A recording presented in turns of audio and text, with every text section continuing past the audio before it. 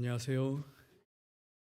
행복한 안식일에 이문동교회 믿음의 가족분들을 만나 뵙게 됨을 하나님께 감사드립니다.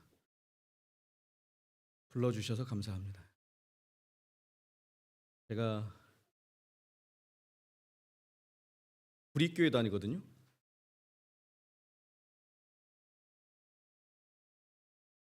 그런데 시조권장 때문에 많이 못 갑니다.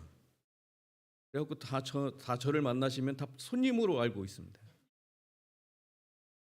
4년째 다녔는데 똑같습니다. 오늘을 저는 여기 평생에 두 번째 온 교회라 제 동생 성시영 목사도 이문동교회를 다녔었고 제 친구인 이종선 목사도 있었고, 그래서 제가 이문동교회를 가가지고 이렇게 대학교 다닐 때 봉사한 적도 좀 있어요. 이렇게 가서 그런데 기억이 하나도 안 나셔야 정상이고 저도 기억이 잘 안 납니다. 아무튼 인연은 그 정도고요. 밥 잘 먹고 사는 방법으로 제가 시조사 와서 살고 있는 우리 정금숙 집사님을 알아서 예은의신 부장님이 저를 불러주신 것에 영향력이 있을 것 같은 생각이 들어서 한편으로는 감사하고 한편으로는 많이 부담스럽습니다. 어제 저녁 들어서 아시겠지만 충청도 사투리는 여전하고요. 서울에서 4년째 살고 있지만 변함이 없습니다. 이 변하지 않는 삶을 살고 있는 제 모습을 또 아는 분들은 다 돌아오라고 하고 있습니다. 충청도로 돌아오라, 이렇게 언제 오냐 이렇게 하시는 분들이 많이 있지만, 오늘 이 안식일에는 또 하나님의 말씀을 통하여 우리 함께 하나님의 성을 함께 찬양하는 시간을 갖겠습니다. 하나님 말씀 사도행전 2장 17절에 있는 말씀을 함께 읽도록 하시겠습니다. 시작. 하나님이 말씀하시기를 말세에 내가 내 영을 모든 육체에 부어주리니 너희의 자녀들은 예언할 것이요 너희의 젊은이들은 환상을 보고 너희의 늙은이들은 꿈을 꾸리라. 아멘.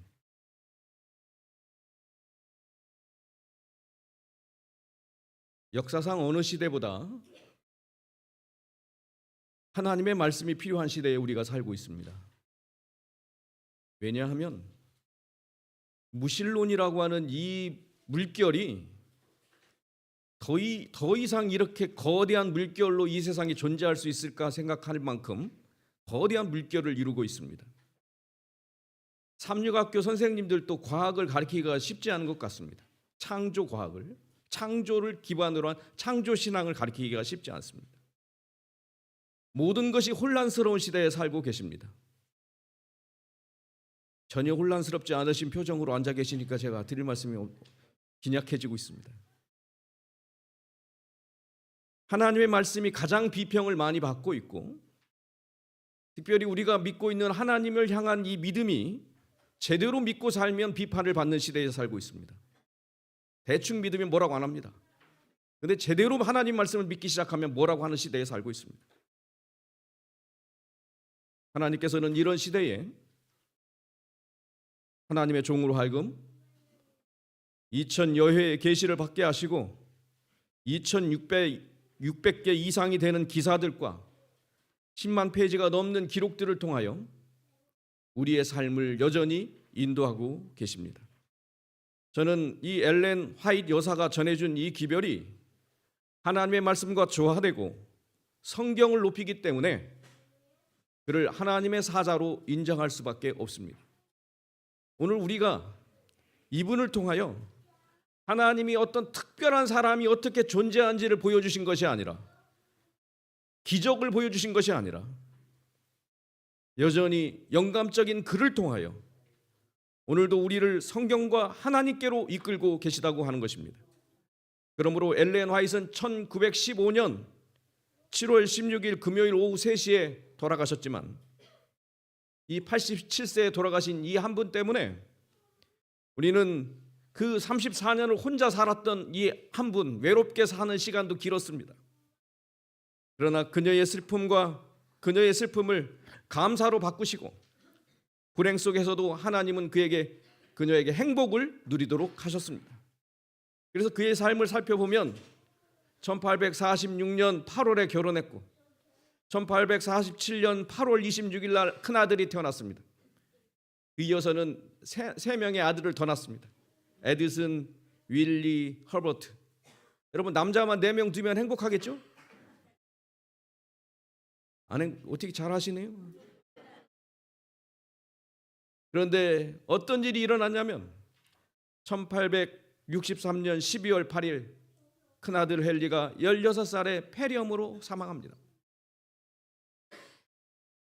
근데 그 전에 또 하나 일이 있었어요. 막내가 죽었어요. 먼저 3개월 만에 죽었습니다.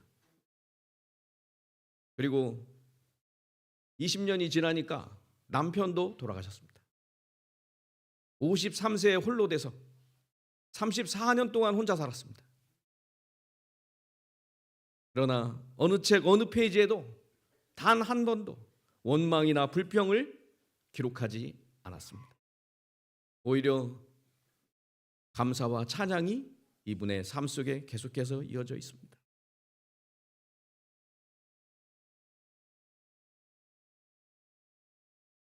그가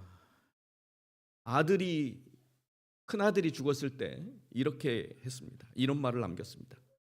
우리의 아름다운 가수가 무덤 속으로 내려갔을 때 우리는 그의 새벽 노래를 더 이상 들을 수 없게 되었다. 우리 가정은 쓸쓸하다. 이게 이분이 할 수 있는 최고의 표현입니다. 쓸쓸함의 표현이었어요. 첫째 그 막내 아들이 이렇게 얼마 만에요? 3개월 만에 사망할 때는 이분이 남긴 것이 이거였습니다. 24일 동안 우리는 밤낮으로 아기를 애타게 지켜보았다. 아기의 고통을 눈으로 보면서 어떤 때는 감정을 주체할 수 없었다. 아기의 숨소리가 힘없이 깜빡거리다가 멈추는 것을 우리는 지켜보았다. 내 마음은 너무 아파서 터져버릴 지경이었다. 이게 이분이 한 표현의 끝이에요. 근데 이분이 어떻게 살았는지를 보여주는 몇 가지 일들이 있는데 그 중에 하나가 이겁니다. 어머니는 시원스럽게 웃을 줄 아는 분이셨고 정말 재밌는 분이셨어요. 이렇게 하는 거예요. 어떻게 했냐면 이제 이 집에 같이 사는 일을 봐주는 분들이 필요했답니다. 왜냐하면 이게 예언의 신을 쓰는 일이 이분이 타자를 칠 줄 압니까? 타자를 칠 줄 몰라가지고 손으로만 다 쓰신 분이었어요. 그러니까 이거를 다 타자 쳐주는 분, 비서 뭐 이런 분들이 필요했답니다. 그래서 이분이 한 요리를 해주는 분이 계셨는데 이분이 요리를 내놓으면서 이랬답니다. 자, 여기 좋아하시는 말 사료가 나왔습니다. 말 사료를 드린다고 하면서 이게 식탁에다 내놓으니까 이분이 어떻게 반응을 해야 맞을까요? 그러니 이렇게 반응했답니다. 내 말 사료가 너희들 소 여물보다 더 맛있을걸? 이렇게 얘기했다고 합니다. 여러분 말 사료 드시고 계십니까? 소 여물 드시고 사십니까? 소 여물 좀 덜하세요 맛이. 선지자란 특수한 사람이 아니라는 것입니다. 하인 여사는 평생 진실되게 하늘과 교통하면서 그리스도 안에서 살았고 하나님의 종으로 그 임무를 다하였습니다. 우리가 그를 선지자라고 믿는 이유는 그녀의 아름다운 삶이 우리에게 감동을 주고 있기 때문입니다. 하인 여사는 잠들었지만 그녀를 통해 주셨던 하나님의 기별은 강력한 힘으로 우리의 삶을 여전히 지탱해 주고 있음에 하나님께 감사를 드립니다. 여러분 화인 여사의 생애를 살펴보다가 우리가 뭐 여러 가지 일들을 하는데 그 중에 이제 공부를 하고 싶다면 어떻게 해야 될까 하는 건데요. 문맥을 보면서 보시면 참 좋습니다. 전체를 보셔야 합니다. 다니엘서를 공부하시려면 다니엘서 1장 1절만 읽으면 됩니까? 끝까지 다 읽으셔야 됩니까? 그죠? 우리가 뭐 1장에 나오는 뭐 다니엘이 잡혀갔다 이렇게 이 정도에서 멈추시면 안 됩니다. 그죠? 1229일이 뭐고 1339일이 이게 뭔지 이게 다 알아야 되지 않겠습니까? 그리고 성경의 문맥을 살펴야 합니다. 여러분 요한계시록 1장 10절에 주의 날이라는 말이 나옵니다. 근데 이 주의 날이 어떤 날입니까? 안식일입니까? 일요일입니까? 챗 GPT한테 물어봤습니다. 챗 GPT가 이걸 이렇게 다 설명을 해주더라고요. 주의 날과 안식일을 연결해주는 성경절 모음해갖고 이게 딱 나온 겁니다. 그러면서 결론까지 내려졌습니다. 결론이 뭐예요? 예수님 본인이 안식일의 주인이라 새 복음서에서 반복 선언하셨습니다. 구약에서도 하나님은 안식일을 여호와의 날, 나의 거룩한 날이라고 명명하셨습니다. 따라서 요한계시록 1장 10절의 주의 날을 안식일, 토요일로 이해하는 성경적 근거가 마련됩니다. 챗GPT가 정직해요? 네. 절대로 얘가 딴소리를 하지 않습니다. 여러분, 이 예언의 시인을 우리가 어떻게 읽어야 되는지 다시 한번 보면 문맥을 살펴야 되고, 문맥의 넓은 부분까지 배경까지 보셔야 되고, 주제의 구절들을 종합적으로 읽을 필요성이 있습니다. 그래서 전체적인 흐름을 보셔야 한다는 것입니다. 그래서 한 말씀 읽었더니 거기에 너무 세게 나왔다. 그러면 뭐요? 이렇게 말할 만한 이유가 있겠지 하는 거가 있는 겁니다. 그죠? 그래서 이유를 살펴보기 위해서 좀 더 자세히 살펴보실 필요가 있습니다. 그리고 잘못하면 무슨 생각이, 누구 생각이 지배하기가 쉬워요? 네, 내 생각이 지배하기가 쉬워요. 그래서 내 생각의 이유를 찾으려고 내가 이렇게 말할 만한 근거를 찾기 위해서 예언의 신을 보시는 것이 아니라 진짜로 해야 될 일은 이겁니다. 겸손하고 기도하는 마음으로 하나님의 뜻을 찾기 위하여 예언의 신을 살피시게 되기를 바랍니다. 그래서 하나님, 이 말씀이 제게 무엇을 말씀하시는지 보여주세요. 이것이 오늘 우리 모두의 고백이 되시기를 간절히 바랍니다. 마태복음 24장 42절로 44절에 말씀하셨습니다. 그러므로 뭐하라고요? 깨어있으라. 어느 날에 너희 주가 임하는지 너희가 알지 못함이라. 너희도 아는 바니 만일 집주인이 도둑이 어느 시각에 올 줄 알았다면 깨어있어 그 집을 뚫지 못하게 하였으리라. 그러므로 너희도 준비하고 있으라. 생각지 않은 때에 인자가 오리라. 오늘 우리 주님께서는 우리에게 깨어있으라라고 말씀하십니다. 여러분, 오늘 제가 드리고 싶은 말씀 중에 몇 가지가 있는데 그 중에 하나가 이게 건강기별이에요. 이 건강기별을 볼 때 어떻게 받아들이는지가 매우 중요합니다. 질병으로 고통당하며 비참한 상태에 살고 있는 사람이 많이 있습니다. 우리도 그럴 수 있어요. 유전된 질병들이 있습니다. 유전 질병이 막 50%다 60%다 뭐 이렇게 얘기하는 경우들이 있습니다. 그런데 생활 습관이 어떻게 되냐에 따라 달라진다고 그런 얘기 다 들으셨잖아요. 그런데 이 중에 부모의 그릇된 습관 때문에 대단히 고통을 받는다라는 것입니다. 이게 다 유전병으로 영향을 받는 것입니다. 그러나 그들은 저희 자신과 자신을 따르는 자녀들에 대해서도 똑같은 그릇된 노선을 추구한다. 아빠가 이렇게 살아보니까 너도 어떻게 살아? 아빠처럼 살아라 한다는 것입니다. 그들은 저희 자신에 대하여 알지 못한다. 그들은 병들어 있다. 그러면서도 자신들의 그릇된 습관이 자기들에게 막대한 고통을 일으키고 있음을 알지 못한다. 여러분, 한국 재림교회는 이 복음이 들어온 지 몇 년이 됐다고요? 121년째를 살고 있습니다. 그런데도 우리가 이 건강기별 때문에 많은 오해를 받아왔습니다. 건강식을 하며 사는 게 뭐예요? 좋아요? 부족해요? 부족한 듯이 얘기하는 사람이 많이 있습니다. 견과류는 잘 챙겨 드시고 계시죠? 견과류 중에 제일 좋은 견과류가 뭡니까? 마카다미아요? 아몬드가 최고라고 하는 얘기를 들은 적이 있는데, 많이는 뭐 드시지 말고 조금씩 드시라고 하는 얘기도 들은 적이 있는데, 그죠? 여러분, 과학과 영양학이 발달을 하면서 결국은 우리가 하고 있는 이 건강식이 얼마나 좋은 것인지가 계속해서 밝혀지고 있지 않습니까? 성경이 수천 년 전에 이미 기록되었고, 레위기 11장 말씀입니다. 최근에는 과학자들이 인정하고 있는 이 사실을 우리는 하나님의 은혜로 오래전부터 알고 이 길을 가게 하셨습니다. 자신들의 식사 습관이 자신들의 건강과 품성과 성품과 현세에서의 자기의 유용성과 그들이 영원한 운명에 얼마나 크게 관계되는지를 충분히 아는 사람은 아직까지 별로 없다. 이겁니다. 다 사실인데 사실을 이렇게 잘 적어 놓으셨으니까 불만은 없으시죠?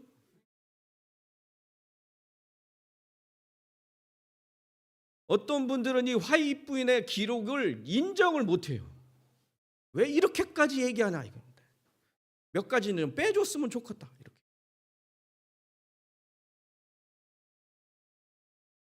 그중에 화입 부인의 기별을 인정하지 못하는 사람 중에 하나가 뭐냐면요. 1856년도에 이 화입 부인이 쓴 글 중에 뭐라고 말하면 이 중에 살아서 예수님의 재림을 맞이할 사람이 있다라고 얘기를 했어요. 여러분, 예언에 조건적 예언이 있다는 사실을 아시죠? 우리가 열심히 최선을 다해서 그 일들을 이루었으면 우리가 뭐 했을 텐데요? 하늘에 갔을 텐데 그 예언을 우리가 성취하지 못해서 이루어지지 않은 일들이 반드시 있습니다. 여러분, 예언의 신의 말씀을 보면 계속해서 우리에게 희망을 주셨어요. 마치 오늘 당장 내일 예수님이 오실 것 같은 기록들이 너무 많아요. 우리를 흥분시켜요. 우리가 감동을 받아요. 그런데 오늘 감동받아서 내일 아침에 읽어보면 그 말씀이 언제라고 우리 얘기하고 있어요? 또 그거예요. 여러분, 이 예언의 말씀이 그 당시에 사람들만 위해 준 것이 아니라 우리를 위해서 주신 말씀들도 분명히 있어요. 우리도 똑같이 감동을 받게 하신 것입니다. 그래서 만일 이 문제 때문에 화인 여사가 선지자가 안 된다면 니느웨의 멸망을 예언했던 요나도 절대로 선지자가 될 수 없습니다. 하나님은 요나가 하루분만 얘기했더니 회개하게 만들어 버리셨어요. 그죠? 그래서 멸망이 일어나지가 않았어요. 그 당시에 40일 일어난다는데 안 일어났다니까요. 그리고 여기 이렇게 기록하고 있습니다. 30년 동안 건강개혁의 빛이 당신의 하나님의 백성에게 비쳤으나 많은 사람들이 그것을 한갓 조롱거리로 삼아왔다. 그들은 차, 커피, 양념 및 고기를 계속 사용하고 있다. 그들의 몸은 질병이 가득하다. 내가 묻노니 우리가 그렇게 그러한 사람들을 치료해달라고 주님께 제시할 수 있을까?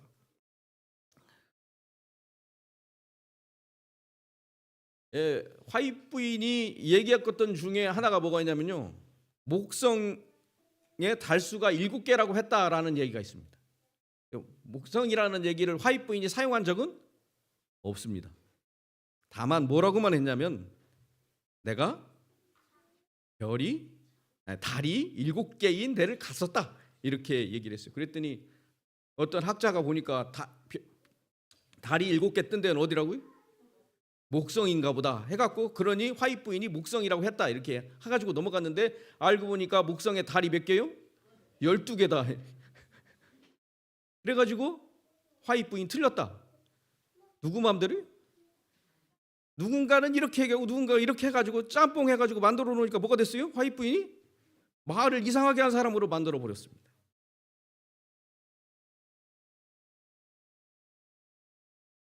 놀라운 일들이 계속해서 진행되고 있습니다.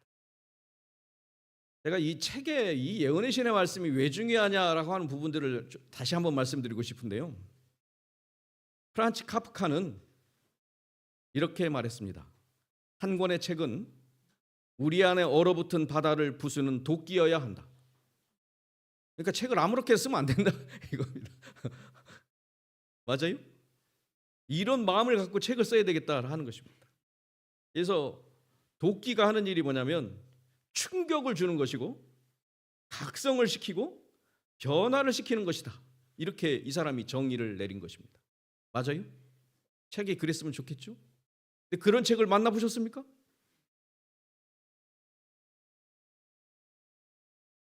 제가 하나의 이야기를 더 하고자 합니다. A와 B는 같은 사람일까요? 다른 사람일까요? A는 미국 미시시피 강 근처 흑인 빈민가에서 미혼마의 딸로 태어났습니다. 9살 때 어려운 일도 당했고 14살 때는 미혼모가 됐습니다. 아기는 2주 만에 세상을 떠났고 20대에는 마약에 손을 대다가 감옥에도 드나들었습니다. 그러는 사이 몸무게는 100kg가 넘게 변해 있었습니다. 이런 A가 있고, B는 1998년 포춘지가 선정한 여성 최고 비즈니스 우먼 2위였습니다. 2003년 실시된 해리스 여론조사에서 세 번째로 미국인이 가장 좋아하는 TV 방송인에 선정되었습니다. 영화, TV 프로그램 제작, 출판과 인터넷 사업을 총망라한 하포 엔터테인먼트 그룹의 대표로 10억 달러 이상의 자산을 가지고 있었으며 25년간 자신의 이름을 딴 토크쇼를 진행했습니다. 그가 언급하는 물건마다 즉시 품절이 되었고 특정 정치인을 지지한다고 말하면 선거의 판세가 바뀌었다고 합니다. 이 사람이 같은 사람 맞습니까? 이 사람 이름도 아시는 것 같은데 표정들이. 근데 어떻게 해서 이 사람이 이렇게 바뀌게 됐을까 하는 거예요. 이유가 뭘 읽었다고 이 사람이? 책을 읽었습니다. 책을 읽었습니다. 아버지도 없이 미혼모로 이렇게 살던 그분에게 아버지가 나타납니다. 그리고는 아이에게는 전혀 관심 없는 어머니와 달리 아버지가 뭐라고 말하냐면 책을 읽어라. 그러면 너의 인생이 180도 바뀔 거다. 이야기를 해줍니다. 그녀는 이 조언을 새기고 2주일에 한 권씩 책을 읽고 독후감을 쓰고 이 독서 습관을 계속 키워갑니다. 어휘력도 늘고 글쓰기 능력도 늘어났고 결국은 공부도 하는 사람이 된 거죠. 그리고 나도 잘하는 것이 있다는 것을 깨달은 사람은 그는 인간관계에도 자신감을 얻게 됩니다. 그리고 당당한 사람으로 변해갔습니다. 그래서 그녀가 하는 얘기는 이겁니다. 나는 책을 통해 인생의 가능성이 있다는 것과 나처럼 세상에 사는 사람이 또 있다는 것을 알았다. 독서는 내게 희망을 주었다. 책은 내게 열린 문과 같았다. 그런 이야기를 이 사람이 썼는데 우리는 이 오프라 윈프리와 같은 삶을 살고 있지는 않아도 똑같이 힘들어요. 안 힘들게 사시는 분이 한 분도 없어요. 저는 행복하게 살고 있게 보이시죠? 행복하게 보여도 안 그럴 수 있어요.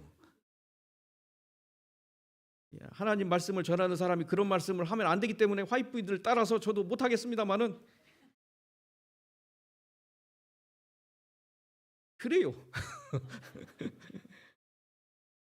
그런데 어떤 책을 읽어야 되느냐 이게 중요하지 않겠습니까?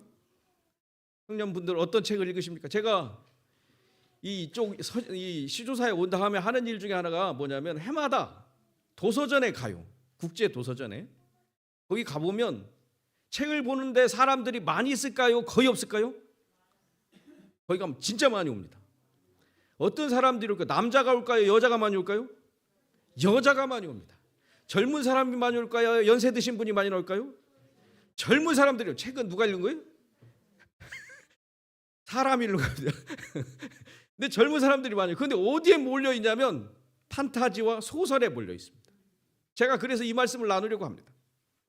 청년들이여 소설을 게재한 잡지 읽기를 중지하라. 소설책들을 모두 치워버려라. 우리가 가정에서 모든 소설 잡지와 어리석은 그림들 사탄의 대리자들이 지어낸 화상들을 청소해내는 것이 좋을 것이다. 청년들은 이러한 것들로 마음에 해독을 끼칠 여유가 없다. 겨와 밀을 어찌 비교하겠느냐. 그리스도를 따르노라고 주장하는 모든 사람들은 참되고 영원한 가치가 있는 것들만 읽도록 하자. 제가 저희 집에 어렸을 때 텔레비가 없었어요. 당연한 건가요? 뭐 한 거예요? 제대로 교육시켜 보자고 부모님이 뭐 한 거예요?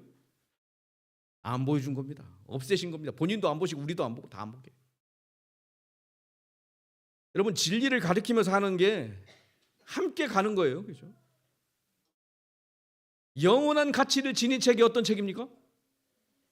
성경책입니다. 그리고 성경책으로 우리를 인도하는 책이 영원한 가치를 지니지 않겠습니까? 거리를 걷는 청년들은 소설에 담겨 있거나 어떤 극장에서 상영되고 있는 범죄에 대한 광고나 벽보에 위에 둘러싸인다. 그들의 마음은 죄와 친숙해지도록 교육받는다. 여러분 뭔가를 알면 알수록 죄와 친숙해지게 돼 있습니다.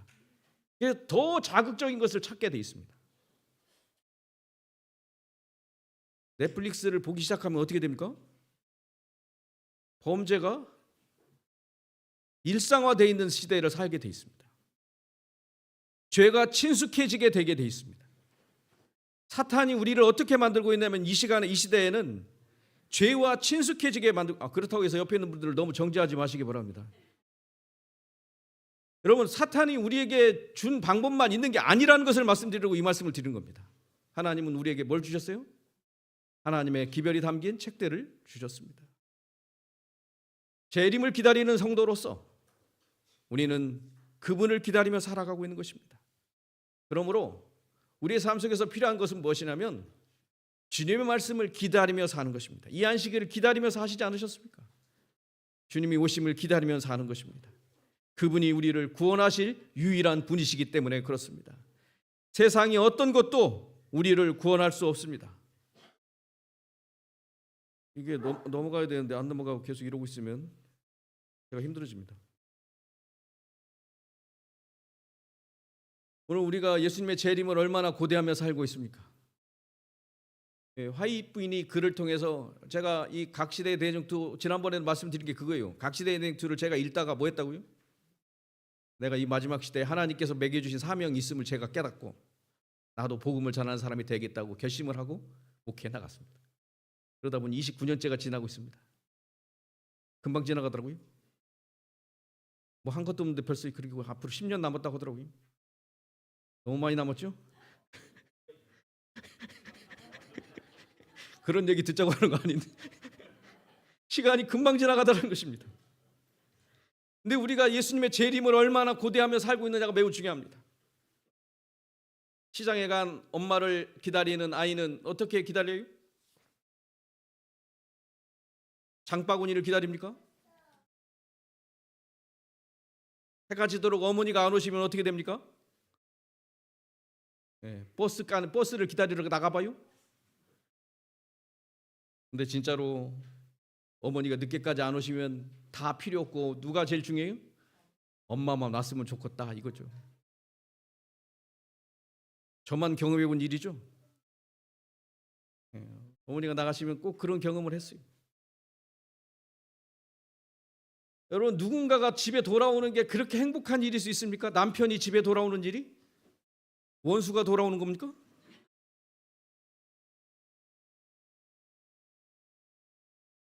여러분 예수님이 돌아오시면 어떤 마음이 들 것 같으세요?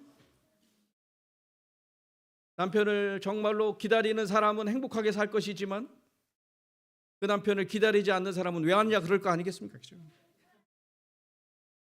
믿음의 가족 여러분, 누구를 간절히 기다리며 사십니까? 예수님을 간절히 기다리며 살게 되시기를 간절히 바랍니다. 여러분 간절히 기도하는 날은 언제예요? 맨날 그러시죠? 맨날 그러시길 바랍니다. 시험 보는 날 간절히 기도하는 여학생의 모습을 보여드리고 있는 겁니다. 그렇죠? 뉴스에 나왔던 여자예요.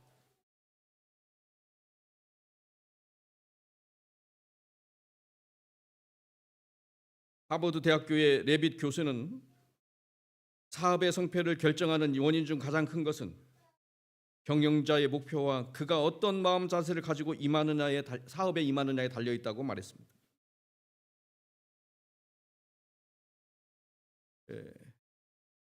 신입사원을 뽑을 때 학교 성적이 뛰어난 사람보다 의욕이 넘치는 사람을 뽑는다고 합니다. 물론 일단 서류 심사는 통과한 다음에 면접에 갔을 때 하는 얘기입니다. 그리고 마지막으로 할 얘기가 있냐고 묻는답니다. 그때 말을 해야 돼요, 말아야 돼요? 하는 게 좋답니다. 뭐라고 말하냐면 제가 여기까지 오는데 있었던 어떤 이야기 에피소드를 하나 얘기하고 나는 이게 좋은 이야기면 난 이걸 계속하고 싶습니다. 이야기를 하라는 것입니다. 그리고 안 좋은 이야기면 난 이걸 그럼에도 불구하고 여기는 다니면서 내 삶을 바꾸고 싶습니다. 이런 얘기를 하라는 것입니다. 그러면 이 사람이 뭐한 거예요? 적극적인 사람임을 알고 뽑을 가능성이 올라간다. 그런 이야기가 있습니다. 믿음의 가족 여러분, 재림에 대한 지식 못지않게 중요한 것은 재림을 기다리는 자세입니다. 여러분 믿음의 사람들이 많이 있어요. 끝날 시간이 다 돼가고 있는데 할 얘기는 절반밖에 못했는데 끝내야 되겠죠. 여기 이런 얘기가 있습니다. 하나님 말씀에 보면 사람이 다 믿음의 사람들이 있는데 그 사람이 누구를 구원한다고요? 자기 생명만 건진다라는 거죠. 여러분 누구 살라고 우리가 하나님 믿어요? 내가 하나님을 믿고 살아가는 이유는 나를 사랑하셔서 나를 구원하신 하나님을 믿는 것입니다. 내가 하나님의 사랑 앞에서 내 삶을 보니 나는 스스로 무엇인가 할 수 없음을 고백합니다. 여전히 연약하고 내려놓는데 어디까지 내려야 된다고 깨달으셨다고요? 다 내려놔야 된다는 것을 깨닫는 게 인생인 것 같습니다. 은퇴 안 하면 안 되는 것 같습니다. 해야 될 것 같아요. 좋을 것 같기도 하고 어떨지는 모르겠어요. 제가 아직 못 해본 거라 기대는 됩니다. 하나님의 은혜로 우리가 살고 있음을 분명히 알고 있지 않습니까? 결국 우리가 할 수 있는 일은 누구의 생명을 건져주시는, 내 생명을 건져주시는 하나님을 경험하는 것입니다. 노아가 그랬고 다니엘이 그랬고 욥이 그랬습니다. 하나님이 누구를 살려주셔요? 나를 살려주시는 것입니다. 그래서 그렇게 살다 보니 다 그런 사람만 있는 게 아니라 비웃는 사람도 있었고요. 감화를 받았는데 롯의 딸들은 누구의 감화를 받았다고요? 남편의 감화를 받아가지고 죽었어요. 그죠? 죽을 뻔했어요. 참. 그럴 뻔했는데 그 사위를 둔 그 장모는 결국은 이게 어쩔 수 없이 그렇게 되지 않습니까? 그죠?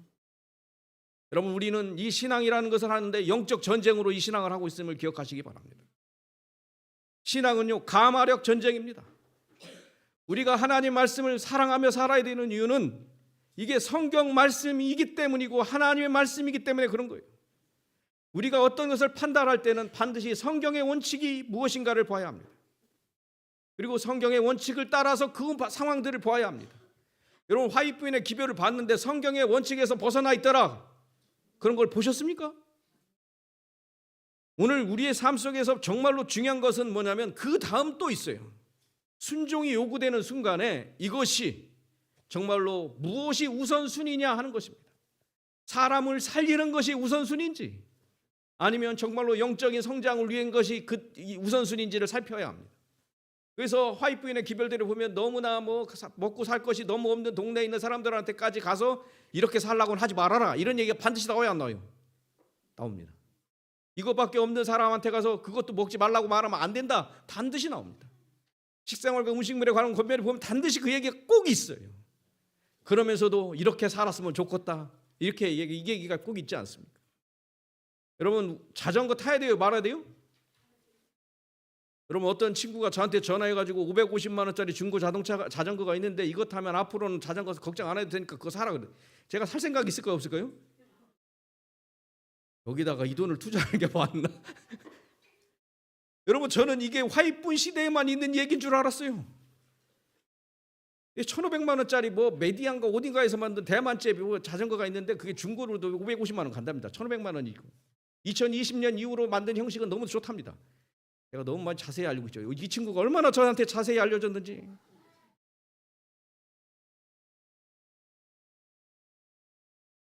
여기서 화이트부인이 금지한 것은 무엇이냐면 자기 만족을 위한 과소비와 청지기 정신이 결여된 것을 지적하신 것입니다. 오늘 우리의 삶 속에서 이런 정신들을 바꾸기를 원하신다는 거예요. 그래서 정말로 중요한 것은 이게 다 무슨 전쟁입니다. 하나님의 말씀 앞에 우리의 삶이 바뀌어지든지 아니면 세상의 흐름 앞에 우리가 바뀌어지든지, 다 이런 감화력 전쟁 속에 우리가 살아가고 있습니다. 믿음의 가족 여러분, 부디 하나님의 사랑 안에서 우리의 삶이 매일매일 변화되는 삶을 살게 되시기를 간절히 바랍니다. 이렇게 밀착되어 있는 관계가 되면 어떻게 된다고요? 떠나기를 거절하게 돼 있다는 것입니다. 여러분, 하늘과 우리가 밀착되어 있지 않고 세상과 밀착되어 있으면 우리가 이 세상을 떠날 이유가 사라집니다. 재림 신도이신 성도 여러분들이시여, 우리 모두가 다 하늘과 밀착되게 되시기를 간절히 바랍니다. 제가 이 하늘이라는 예언의 신의 말씀을 읽어보니까 무슨 생각이 드냐면, 특별한 말씀이 있을까요, 없을까요? 아는 말씀에 모르는 말씀만 다 갖다 적어놨을까요? 아는 말씀도 많이 있을까요? 다른 예언의 신에 있는 것 갖다가 적용했을까요? 새롭게 썼을까요? 화이트분이 다시 나타나신 일은 없습니다. 이런 일들을 통하여 우리에게 하나님이 원하시는 것은 무엇일까요? 우리의 신앙의 중심에 하늘을 두고 살기를 원하신다는 것입니다. 욥은 그가 나를 죽이실지라도 나는 그를 신뢰하리라. 그렇게 고백합니다. 하나님이 나를 죽이셔도 나는 하나님을 신뢰합니다. 하나님의 뜻이 있어서 그렇게 하실 것 아니겠습니까? 하나님이 나를 죽이신 것으로 끝내시지 않을 것이 분명하시기 때문에 그렇습니다. 그래서 우리가 할 일은 매일 매 시간 예수님을 신뢰하는 것입니다. 이런 말을 누가 해줬다고요? 하나님께서 이 화잇을 통해서, 화잇 여사를 통해서 이 기울들을 다 남겨놓으셨어요. 특별히 이 우리가 가지고 있는 대쟁투 총서라고 하는 이 아주 특별한 말씀들이 다 있어요. 그죠? 20몇 권의 화잇 부인이 직접 그 당시에부터 써서 냈던 책들이 있습니다. 출간했던 책. 그런데 그걸 다 모아가지고 나머지 것들을 모아서 나와 있는 서신들이 있어요. 이 서신들의 기별은 매우 개인적입니다. 개인적인 기별이니까 안 봐도 됩니까? 개인적인 기별이라서 좋은 점이 있어요. 아주 디테일하게 다룹니다. 우리는 매일 매 시간 예수님을 신뢰해야 한다. 그는 날마다 힘을 주실 것을 약속하셨다. 그분의 은혜로 우리는 현재의 모든 짐을 지고 의무를 수행할 수 있다. 그러나 많은 사람은 미래의 어려움을 예상하여 압도당한다. 그들은 내일의 짐을 오늘 지려고 끊임없이 애쓰고 있다. 그들의 신앙의 상당 부분은 상상력이다. 누구 얘기예요? 옆집 사람 얘기입니다. 그죠? 여러분의 얘기는 절대 아니시길 바랍니다. 그들을 위해 예수님께서는 아무런 준비도 하지 않으셨다. 그분은 하루 동안의 은혜를 약속하신다. 그분은 우리에게 내일의 관심과 어려움으로 자신을 부담시키지 말라고 권고하신다. 한날의 괴로움은 그날에 족하기 때문이다. 제가 이 말씀 읽고 나서 은퇴 후의 삶을 많이 걱정하지 않기로 작정을 했습니다. 여러분도 그러시길.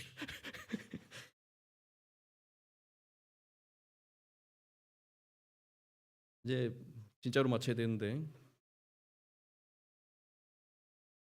여기 요한계시록 22장 11절의 말씀을 보면 모든 것이 결정되는 날이 옵니다. 끝날이 온다는 것입니다.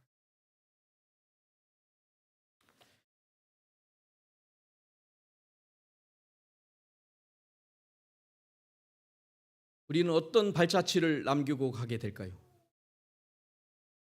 어떤 기록을 남기게 될까요? 오늘이 마지막인 것처럼 말씀을 읽고 기도하고 하나님을 찬양하며 살게 되시기를 간절히 바랍니다. 예언의 신의 말씀을 주신 이유는 분명해요. 오늘을 위한 우리의 양식이 필요하다는 것입니다.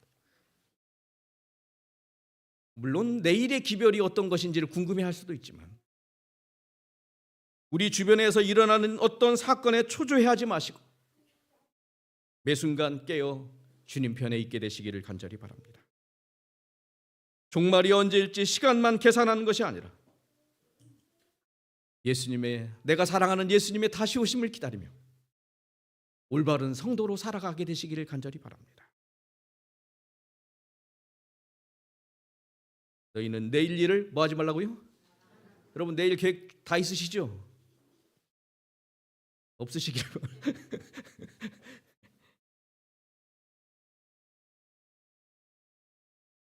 하루하루 주님 곧 오신다는 사실을 기억하고 우리 함께 믿음으로 살게 되시길 바랍니다.